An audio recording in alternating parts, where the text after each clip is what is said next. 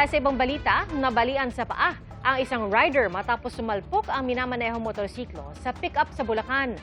Ang nahulikam na disgrasya sa pagsaksi ni Jamie Santos. Wasak na wasak at hindi na mapapakinabangan ang motorsiklong ito matapos sumalpok sa isang pick-up nitong linggo ng gabi. Sa CCTV footage na nakuha ng GMA News, makikita ang isang tricycle na sinusundan ng isang pick-up sa kahabaan ng National Highway sa Barangay Guyong, Santa Maria, Bulacan. Mabagal lang ang kanilang takbo hanggang sa huminto ang tricycle kaya naman nagpreno ang kasunod na pick-up. Maya-maya makikita ang humaharurot na motorsiklo hanggang tuluyang sumalpok sa pick-up. Sa lakas ng impact, bumagsak ang rider. Sa inisyal na investigasyon ng Santa Maria Municipal Police Station, rider ang may kasalanan sa insidente. Kung mapapansin niyo sa video, ang pick-up po ay medyo dahan-dahan at pumreno na.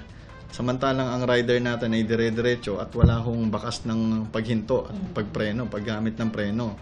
Ang kalsada ho kasi natin doon, ma'am, may marami pong traffic jam po doon. Hindi ho ganun dapat kabilis magpatakbo po doon. At isa pa, may mga ibang ginagawang kalsada. Kaya ho, kung mapapansin nyo din po sa video, talagang ang makikita natin at malinaw po na ang may pananagutan ay ang mismong rider natin. Agad naman daw na itakbo sa ospital ang rider at kinailangan sumailalim sa operasyon dahil sa bali sa paa. Nagtamo rin siya ng sugat sa noo. Nagkausap na raw ang dalawang panig at lumagda ng kasunduan sa barangay. Paalala naman ng mga otoridad sa mga motorista. Maging matalas po ang ating isip, tignan po natin na maayos po ang ating pakiramdam bago po tayo humawak ng manubela o sumakay sa anumang motor. At magsuot po ng protective gear, lalo na po yung helmet, yung full face helmet po, para yun po ang magliligtas sa ating buhay. Ako si Jamie Santos, ang inyong saksi.